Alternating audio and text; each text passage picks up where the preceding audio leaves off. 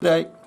Here's 3 little examples of some Boulder Opal from central Queensland. It's been wetted to help bring out the colour in the ironstone, and the rule's in millimetres. I'll just zoom in a little bit so I can show you each piece a little bit more detail.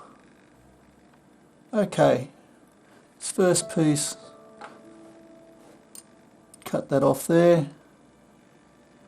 and that'll should come off, I think. End up with a nice little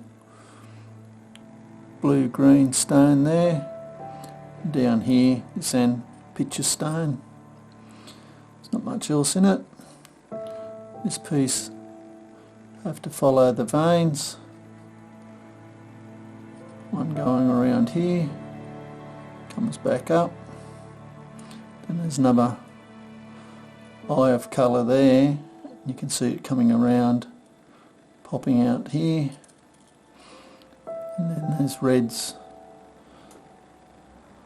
fire showing up there, so that might end up a couple of stones. This piece, more solid colour up this end, and then it changes into thin bar there. Anyway, hope you've enjoyed. Cheers.